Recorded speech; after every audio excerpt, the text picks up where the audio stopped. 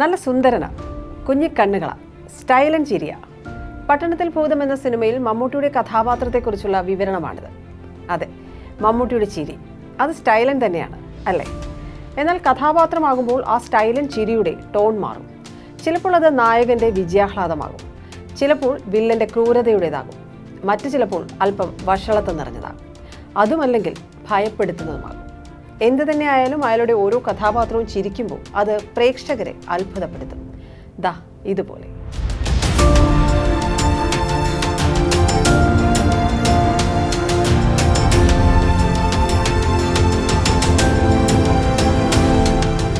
മമ്മൂട്ടിയുടെ കരിയറിലെ ഒരിക്കലും മറക്കാനാകാത്ത വേഷമാണ് അമരത്തിലെ അച്ചൂട്ടിയുടേത്.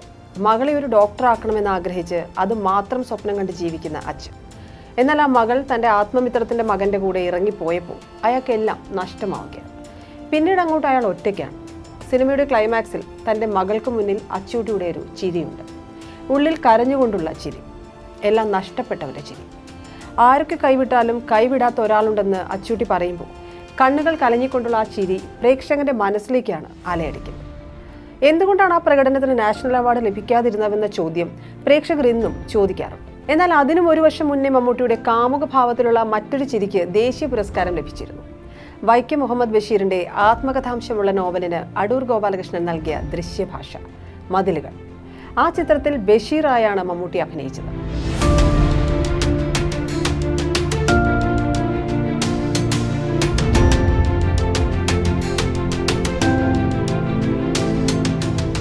ജയിലിലെ അസ്വാതന്ത്ര്യങ്ങൾക്കിടയിൽ ബഷീറിന് അവിചാരിതമായി ലഭിക്കുന്ന സ്വാതന്ത്ര്യമാണ് ആ മതിലുകൾക്കപ്പുറമുള്ള നാരായണയുടെ ശബ്ദം. ഒരിക്കൽ നാരായണ അയാളെപ്പറ്റി വിവരിക്കാൻ ആവശ്യപ്പെടുകയാണ്. ഒരു ശകലം നീണ്ടു വെളുത്തതാ, മുടി ക്രോപ്പ് ചെയ്തിരിക്കുന്നു, കഷണ്ടി വന്നേക്കുമോ എന്ന് ഭയമുണ്ടെന്ന് സ്വയം വിവരിക്കുമ്പോൾ അയാളൊന്ന് ചിരിക്കുന്നുണ്ട്. ബഷീർ കഥാപാത്രങ്ങളുടെ നിഷ്കളങ്കതയും സൗമ്യഭാവവും പ്രണയവും കലർന്ന ചിരി. നിഷ്കളങ്കനായ കാമുകനിൽ നിന്ന് അതിനിഷ്കളങ്കനായ പുട്ടുറുമീസിലേക്ക് മാറുമ്പോൾ മമ്മൂട്ടിയുടെ ചിരിക്ക് പോലും ഭാവങ്ങൾ വേറെയാണ്. അവിടെ ഈ ലോകത്തിന്റെ ചതികളൊന്നും തിരിച്ചറിയാത്തവന്റെ ചിരിയാണ് അയാൾക്ക്. അമ്മയോടൊപ്പം ചേർന്ന് നടക്കുന്ന പുട്ട് കാണുമ്പോൾ അതിസന്തോഷവാനാകുന്ന പുട്ടുറുമീസിന്റെ ചിരി ഇത്ര മനോഹരമാക്കാൻ മറ്റാർക്കാണ് കഴിയുക?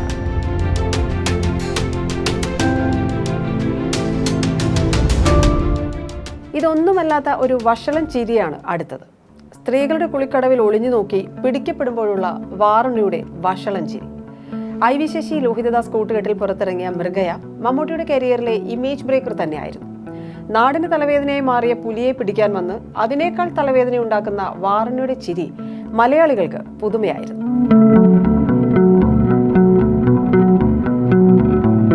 മൃഗയ്ക്ക് സമാന്തരമായി മമ്മൂട്ടി ഒരു ട്രെയിൻ യാത്രയും നടത്തിയിട്ടുണ്ട്. ടോണി കുരിശിങ്കലിനും സംഘത്തിനുമൊപ്പം ആടിയും പാടിയുമുള്ള ട്രെയിൻ യാത്ര. ആ യാത്രക്കിടയിൽ ടോണി തന്റെ പ്രിയപ്പെട്ട ഇച്ചാക്കയ്ക്ക് ഉമ്മ കൊടുക്കുമ്പോൾ അവിടെ ഒരു ചിരിയുണ്ട്, ഒരു മമ്മൂട്ടി ചിരി.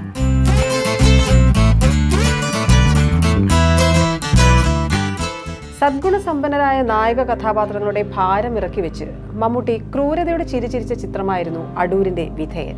തൊമ്മി എന്ന വിധേയനെ മനുഷ്യനായി പോലും കാണാത്ത അയാളുടെ ഭാര്യയെ ഭോഗിക്കുന്ന ജന്മിത്വത്തിന്റെ പ്രതീകമായ ഭാസ്കര പട്ടേലരായാണ് മമ്മൂട്ടി സിനിമയിലെത്തിയത്.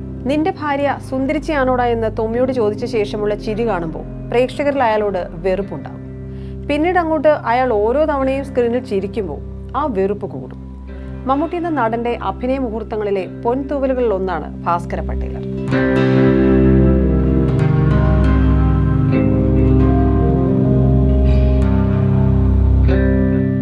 പട്ടേലരുടെ ചിരിയോട് ഏറെ സാമ്യതകൾ തോന്നാവുന്ന, എന്നാൽ ഒരിക്കലും അത് തോന്നിപ്പിക്കാത്ത മറ്റൊരു ചിരി മമ്മൂട്ടി ചിരിച്ചിട്ടുണ്ട്. 2009 മുരിക്കുംകുന്നത്ത് അഹമ്മദ് ഹാജിയായി. പട്ടേലരും ഹാജിയും ഒരുപോലുള്ള സ്വഭാവ സവിശേഷതകളുള്ളവരാണെങ്കിലും ഒരിടത്ത് പോലും പട്ടേലരുമായി അയാൾക്ക് യാതൊരു സാമ്യവുമില്ല. തൊമ്മിയോട് അയാളുടെ ഭാര്യയെ പ്രാപിക്കുന്നതിനെ കുറിച്ച് പറയുമ്പോൾ പട്ടേലർ ചിരിക്കുന്നത് വേട്ടക്കാരന്റെ ക്രൂരത നിറഞ്ഞ ചിരിയാണ്. എന്നാൽ ഹാജി ചീരുവിനെ സമീപിക്കുമ്പോൾ അയാളുടെ മുഖത്ത് ക്രൗര്യം മാത്രമല്ല, കാമവും ശൃംഗാരവും കലർന്ന ചിരിയാണ്. ആ ചിരിയെ അത്ഭുതത്തോടെയാണ് പ്രേക്ഷകർ നോക്കിക്കണ്ടത്.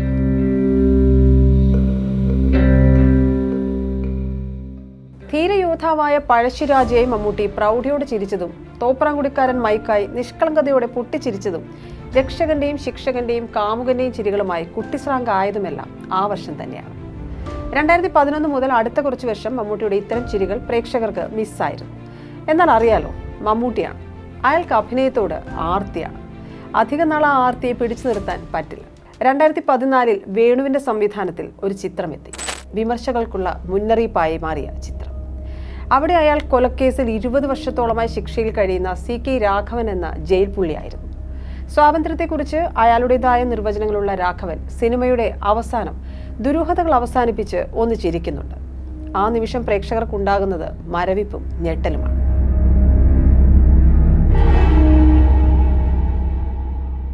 ഇൻസ്പെക്ടർ ബൽറാം മുതൽ നരി വരെയുള്ള പോലീസ് കഥാപാത്രങ്ങൾ കൊണ്ട് മലയാളിയെ കോരിത്തെരിപ്പിച്ചിട്ടുള്ള നടനാണ് മമ്മൂട്ടി. 2019 അദ്ദേഹം ഉണ്ട എന്ന സിനിമയ്ക്കായി പോലീസ് കുപ്പായം അണിഞ്ഞപ്പോൾ കഥ മറ്റൊന്നായിരുന്നു. മലയാള സിനിമയിലെ ഏറ്റവും റിയലിസ്റ്റിക് ആയ പോലീസ് കഥാപാത്രം അതായിരുന്നു ഉണ്ടയിലെ SI മണികണ്ഠൻ. അത് അയാളുടെ ഇൻട്രൊഡക്ഷനിൽ വ്യക്തമാകുന്നുണ്ട്. ഒരു കള്ളൻ മറ്റൊരാളുടെ പോക്കറ്റ് അടിക്കുമ്പോൾ അയാളെ നോക്കി നിൽക്കുന്നിടത്താണ് മണിസാറിന്റെ ഇൻട്രോ. തന്നെ നോക്കുന്ന പോലീസുകാരനെ കണ്ട ആ കള്ളൻ പേഴ്സ് തിരികെ നൽകി അവിടെ നിന്ന് രക്ഷപ്പെടും. ആ നിമിഷം മണിസാർ ചിരിക്കുമ്പോൾ പ്രേക്ഷകർക്ക് മനസ്സിലാകും ഇയാൾ അമാനുഷികതകൾ ഒന്നുമില്ലാത്ത ഒരാളാണ്.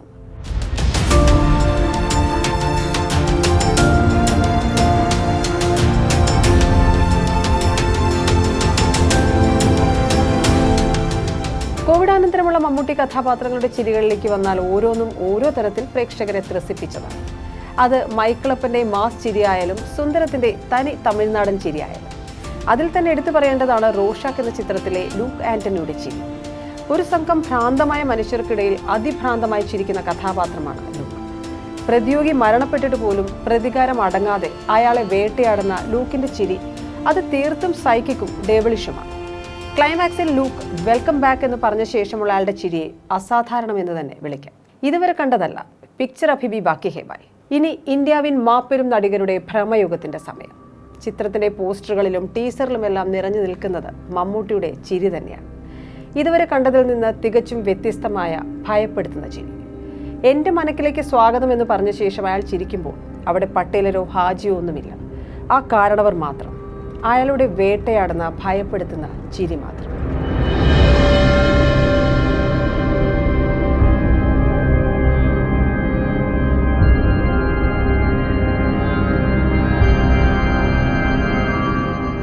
ഒരു ചിരി കൊണ്ട് പോലും ഇത്രയേറെ വൈവിധ്യം കൊണ്ടുവരാൻ സാധിക്കുന്നു എന്നതുകൊണ്ട് തന്നെയാണ് അയാൾ മലയാളത്തിന്റെ സ്വന്തം മമ്മൂക്കയാകുന്നത്. അപ്പം മമ്മൂക്ക ഇനിയും 1000 ചിരികൾ ചിരിക്കും. നിങ്ങളുടെ ഓരോ ചിരികൾക്കും മുന്നിൽ അക്ഷമരായി കൈയടിക്കാൻ ഞങ്ങൾ കാത്തിരിക്കും.